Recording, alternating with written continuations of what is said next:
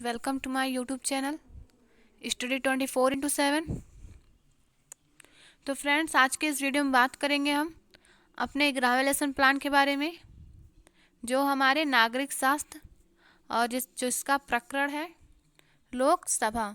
तो फ्रेंड्स, आइए देखते हैं इस लेसन प्लान को हम लोग कैसे तैयार करेंगे। तो सबसे पहले फ्रेंड्स, आप पाठ योजना संख्या डालेंगे। आप पाठ योजना संख्या अपने अकॉर्डिंग डालेंगे। हमारा यह 11वां लेसन प्लान है, इसलिए हम लोग 11 डालेंगे। फ्रेंड्स, आगे बढ़ने से पहले आपको बता दें हम कि अगर आपको हिस्ट्री का लेसन प्लान देखना है तो उसका वीडियो हमारे यूट्यूब चैनल पे है, आप जाके वहाँ से देख सकते हैं। पूरी 30 लेसन प्लान के प्लेलिस्ट है, आप वहाँ से देख सकते हैं। और आपको सिविक्स के भी 1 से लेकर 10 तक के लेसन प्लान के वीडियो जो हमारे चैनल पे देखने को मिलेंगे। तो अगर आपको देखना है तो आप वहाँ से जाकर देखकर लिख सकते हैं। तो फ्रेंड्स, आइए आगे बढ़ते हैं, देखते हैं लेसन प्लान कैसे बनाएंगे हम। तो फिर आता है हमारा विद्यालय का नाम। तो जैसा कि मैंने आपको बताया है, विद्यालय का नाम आप वहाँ कहाँ का लिखेंगे। विद्यालय के नाम में आपकी टीचिंग जहाँ लगी होगी उस विद्यालय का नाम आप यहाँ पे लिखेंगे। फिर आता है आपका 3 कॉलम बनाएंगे आप, जिसमें से आपको दिनांक, कक्षा, विषय, प्रकरण, चक्र और अवधि लिखने होंगे। तो विषय में आपको पता है नागरिक शास्त्र लिखना है और प्रकरण है हमारा लोकसभा। तो फ्रेंड्स, बाकी चीज़ें आप अपने अकॉर्डिंग लिखेंगे। फिर आता है हमारा समान उद्देश्य। तो समान उद्देश्य मैंने आपको बताया है कि समान उद्देश्य हमारा किससे संबंधित होता है, विषय से संबंधित होता है। और विशिष्ट उद्देश्य जो है हमारा किससे संबंधित होता है, विशिष्ट उद्देश्य हमारा प्रकरण से संबंधित होता है। तो फ्रेंड्स, समान उद्देश्य तो बदलेगा नहीं, क्योंकि आपने पहले पाठ्य योजना में जो समान उद्देश्य लिखा है वही आपको 30 लेसन प्लान में लिखने हैं। तो आप पहले पाठ्य योजना में समान उद्देश्य लिख के सभी में पूर्वत लिख सकते हैं।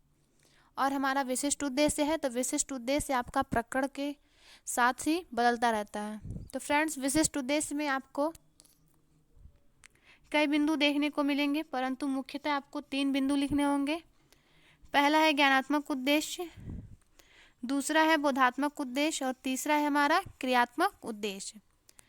तो आपको पता होगा ज्ञानात्मक उद्देश्य में आपको क्या लिखना है। ज्ञानात्मक उद्देश्य उसके नाम से ही पता चलता है इसमें क्या ज्ञान देना है आपको, तो उसको लिखना है।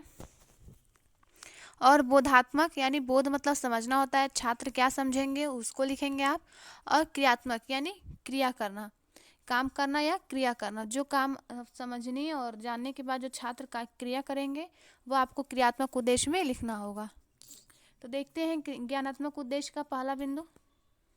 तो ज्ञानात्मक उद्देश्य का पहला बिंदु है हमारा,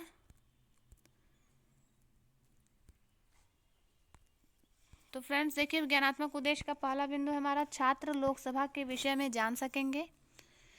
छात्र लोकसभा के कार्यों के विषय में जान सकेंगे, हमारा दूसरा बिंदु है। फिर पहला बिंदु बोधात्मक उद्देश्य का छात्र लोकसभा के कार्यों की व्याख्या कर सकेंगे। दूसरा बिंदु छात्र लोकसभा सदस्यों की चुनाव प्रक्रिया को स्पष्ट कर सकेंगे। फिर जानने और समझने के बाद छात्र जो क्रिया करेंगे उसे हम क्रियात्मक उद्देश्य में लिखेंगे। तो क्रियात्मक उद्देश्य का पहला बिंदु है छात्र अपने नेतृत्व क्षमता का विकास कर सकेंगे। दूसरा है हमारा छात्र भविष्य में लोकसभा सदस्यों की चुनाव में भाग लेने के लिए तत्पर होंगे। ठीक है फ्रेंड्स, अब आता है हमारा सहायक सामग्री। तो जैसा कि आप सहायक सामग्री में देख सकते हैं, आपको समस्त कक्षों उपयोगी प्रकरण, चौक, डस्टर, लपेट, श्यामपट्ट से संबंधित सामग्री, जो भी आप चार्ट वगैरह लेंगे आप किस में लिखेंगे, सहायक सामग्री में लिखेंगे। फिर आता है हमारा पूर्व ज्ञान। तो देखिए, पूर्व ज्ञान में आपको क्या लिखना है। पूर्व ज्ञान में आप लिखेंगे छात्र लोकसभा के विषय में सामान्य जानकारी रखते हैं। अब आता है हमारा प्रस्तावना प्रश्न। तो प्रस्तावना प्रश्न से ही पाठ की शुरुआत होती है। तो प्रस्तावना प्रश्न आपको सावधानी पूर्वक बनाना चाहिए। और प्रस्तावना प्रश्न को बनाते समय आप इसको यह ध्यान देना चाहिए कि प्रस्तावना प्रश्न हमारा प्रकरण से ही रिलेटेड हो, और जो आपका प्रश्न है उसका जो उत्तर है उस उत्तर से ही आपके अगले प्रश्न शुरू होने चाहिए, यानी क्रम वाइज शुरू होने चाहिए। तो जैसे यहाँ पे देखिए, प्रस्तावना प्रश्न बनाने के लिए आपको 3 कॉलम बनाने पड़ेंगे। जिसमें पहला है क्रम संख्या, दूसरा है छात्राध्यापक क्रिया, तीसरा है छात्र क्रिया। ऑब्लिक लगा के यहाँ पे अगर छात्र हैं तो आप यहाँ पे छात्राध्यापक क्रिया लिखेंगे। तो प्रस्तावना प्रश्न का हमारा पहला प्रश्न है, हमारे देश का क्या नाम है? तो आप सभी को पता है हमारे देश का क्या नाम है। तो हमारे देश का नाम भारत है। और भारत की राजधानी क्या है? दूसरा प्रश्न, तो नई दिल्ली है। तीसरा प्रश्न, नई दिल्ली के सांसद किस भवन में बैठते हैं? तो संसद भवन में। संसद के कौन से 2 सदन हैं? तो लोकसभा व राज्यसभा। ये देखिए, जैसा कि मैंने आपको बताया कि आपका जो उत्तर है, अगला प्रश्न क्या होना चाहिए? अगला प्रश्न उसी से शुरू होना चाहिए। जैसे यहाँ पे देखिए, दूसरा प्रश्न भारत है, तो दूसरा हमारा किससे शुरू हुआ है? भारत से ही। नई दिल्ली है, तो तीसरा प्रश्न हमारा नई दिल्ली से है। लोकसभा एवं राज्यसभा है, तो पांचवा प्रश्न हमारा किससे है? लोकसभा से है। ये इसका ध्यान देना होगा आपको। तो पांचवा प्रश्न हमारा लोकसभा के बारे में आप क्या जानते हैं? तो छात्रों के लिए क्या है ये? छात्रों के लिए समस्यात्मक प्रश्न है, जिसका स्पष्टीकरण आप देंगे। तो फ्रेंड्स, अब इसके बाद आता है हमारा उद्देश्य कथन। उद्देश्य कथन में आपको लिखना होगा, छात्रों आज हम लोग लोकसभा के विषय में विस्तृत अध्ययन करेंगे। फ्रेंड्स, उद्देश्य कथन क्यों करते हैं? तो उद्देश्य कथन इसलिए करते हैं, छात्रों की जो प्रकरण के प्रति रुचि को बढ़ाने के लिए उद्देश्य कथन किया जाता है। फिर आता है हमारा प्रस्तुतिकरण। प्रस्तुतिकरण अगर आपने एक ही अनुवृत्ति में किया है तो आपको लिखने की कोई ज़रूरत नहीं है, परंतु अगर 2 अनुवृत्ति में किया है तो आपको लिखना पड़ेगा। तो देखिए क्या लिखना है, अध्ययन अध्यापन की दृष्टि से प्रस्तुत अवतरण को 2 अनुवृत्तियों में विभक्त किया गया है। अब देखेंगे हम प्रथमान्विति। तो हेडिंग डालेंगे आप प्रथमान्विति, और इसमें लिखेंगे आप प्रथमान्विति लोकसभा का संगठन। फिर आप 4 कॉलम बनाएंगे, जिसमें शिक्षण बिंदु, छात्र अध्यापक क्रिया, बार बार बताया यदि छात्र है तो छात्र अध्यापक क्रिया, तीसरा है छात्र क्रिया, और चौथा है हमारा श्यामपट्ट कार्य। फिर उसके बाद छात्र अध्यापक क्रिया में सॉरी बोलने में मिस्टेक हो गया, छात्र अध्यापक क्रिया में आप लिखेंगे विकासात्मक प्रश्न। इसको हेडिंग डालने के बाद आप अपना प्रश्न शुरू करेंगे। तो देखिए, इसका पहला प्रश्न है, लोकसभा संसद का कौन सा सदन है? तो कौन सा सदन है? छात्र क्रिया में उत्तर होगा निम्न सदन। दूसरा है हमारा, लोकसभा के निर्वाचन के बारे में आप क्या जानते हैं? तो यह छात्रों के लिए क्या है? समस्यात्मक प्रश्न है, जिसका स्पष्टीकरण आपको देना है। अब इसके बाद आप लिखेंगे स्पष्टीकरण, और शिक्षण बिंदु में डालेंगे लोकसभा का संगठन। फिर लिखेंगे आप संसद लोकसभा, राज्यसभा तथा राष्ट्रपति से मिलकर बनती है। और देखिए, छात्र क्रिया में आप लिखेंगे ठीक स्पष्टीकरण के सामने, छात्र ध्यानपूर्वक सुनेंगे। अब आगे बढ़ते हैं। लोकसभा सदस्य का चुनाव प्रत्यक्ष रूप से 5 वर्ष के लिए किया जाता है। लोकसभा सदस्यों का निर्वाचन वयस्क एवं प्रत्यक्ष निर्वाचन प्रणाली के अंतर्गत किया जाता है। प्रत्यक्ष निर्वाचन प्रणाली का अभिप्राय जनता के द्वारा निर्वाचित किया जाना। वयस्क अर्थात 18 वर्ष तक के नागरिक को मत देने का अधिकार दिया गया है। लोकसभा के सदस्यों की संख्या 552 ब्रैकेट में 550 है।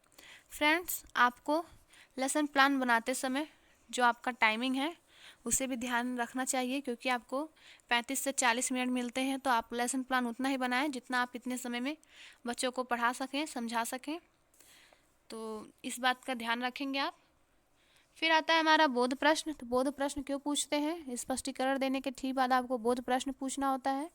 बोध प्रश्न इसलिए पूछा जाता है कि जो छात्रों के समझने की क्षमता है और समझने सोचने जो क्षमता है याद करने की, उसके आकलन के लिए बोध प्रश्न पूछा जाता है। तो बोध प्रश्न आपको स्पष्टीकरण में से ही पूछना है, अलग से आपको बोध प्रश्न नहीं पूछना है।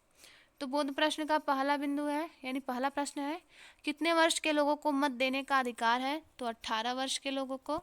दूसरा प्रश्न हमारा, लोकसभा के सदस्यों की संख्या कितनी है? तो 552 ब्रैकेट में 550। तीसरा है हमारा, राष्ट्रपति लोकसभा में कितने सदस्य मनोनीत कर सकता है? तो ये छात्रों के लिए क्या है? समस्यात्मक प्रश्न है जिसका स्पष्टीकरण आप देंगे आगे। तो देखिए स्पष्टीकरण में क्या लिखना है आपको। आपको लिखना है राष्ट्रपति 2 एंग्लो इंडियन सदस्यों को लोकसभा में नियुक्त करता है। ये हमारा फिर आता है हमारा निरीक्षण कार्य पहले अनुविधि का। लिखेंगे आप छात्राध्यापिका छात्रों को श्यामपट्ट कार्य लिखने का निर्देश देंगी तथा स्वयं कक्षा का घूम घूम कर निरीक्षण करेंगे। ये देखिए अब हमारा शुरू हो जाता है द्वितीय अनुविधि। तो द्वितीय अनुविधि में आपको लिखना होगा सदस्य और योग्यताएं। आप ये हेडिंग डालेंगे द्वितीय अनुविधि में। ठीक है फ्रेंड्स, अब आप फिर से 4 कॉलम बनाएंगे जिसमें पहला शिक्षण बिंदु, दूसरा छात्राध्यापिका क्रिया, तीसरा छात्र क्रिया और चौथा श्यामपट्ट कार्य। फिर देखते हैं हम, आप शिक्षण बिंदु में आप लिखेंगे लोकसभा सदस्य एवं उनकी योग्यताएं। और हमारा प्रश्न होगा संसद में लोकसभा को अन्य किस नाम से जानते हैं? तो निम्न सदन। लोकसभा सदस्य की उम्र क्या होती है? 25 वर्ष।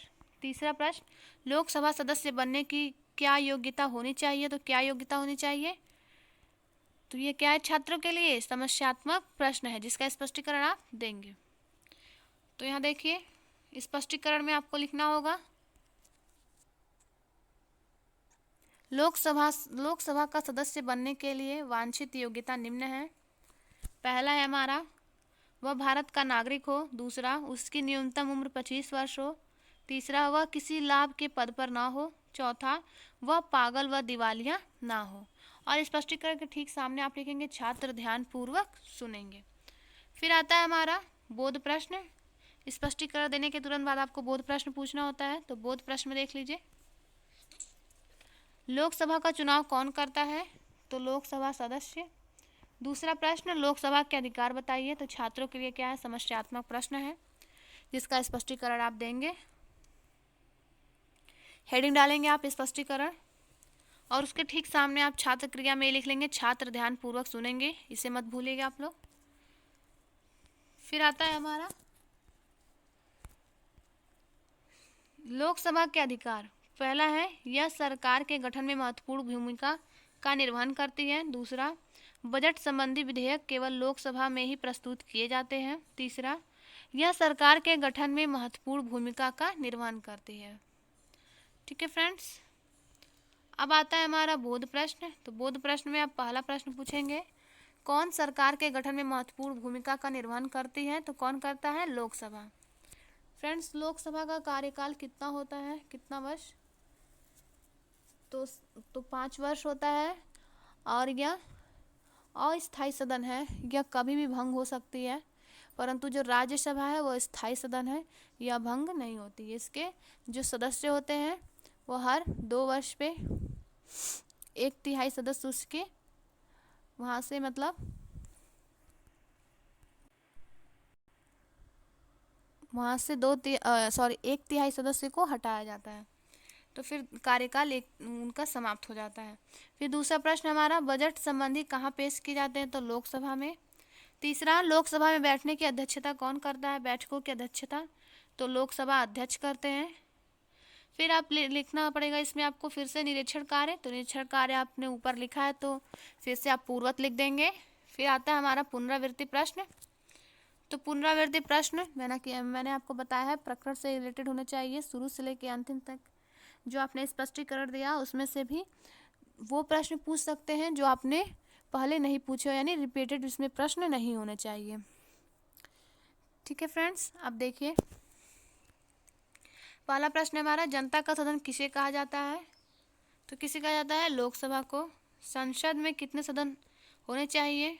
होते हैं तो 2 सदन होते हैं, लोकसभा राज्यसभा।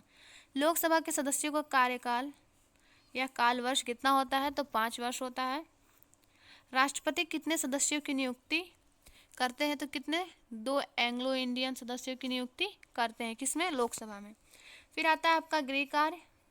तो गृह कार्य में आप छात्रों को प्रकरण से रिलेटेड कोई भी कार्य दे सकते हैं, जैसे इसमें दिया गया है छात्राध्यापिका छात्रों को लोकसभा के कार्यों को याद करके आने को कहेंगी। सबसे लास्ट में आपकी हेडिंग आती है समीक्षा। तो जैसा कि मैंने आपको बताया है, समीक्षा हेडिंग डाल के आपको छोड़ देना होगा, क्योंकि इसमें आपके अध्यापक जो आपकी फ़ाइल को साइन करते हैं उनके द्वारा टिप्पणी की जाती है आपके लेसन प्लान के बारे में। तो फ्रेंड्स, वीडियो अच्छा लगे तो लाइक करें, शेयर करें और ज़्यादा से ज़्यादा हमारे चैनल को सब्सक्राइब करें। तो अगर आपको किसी और सब्जेक्ट का लेसन प्लान चाहिए तो आप हमें कमेंट बॉक्स में ज़रूर बताएं। थैंक यू फ्रेंड्स, मिलते हैं नेक्स्ट वीडियो में।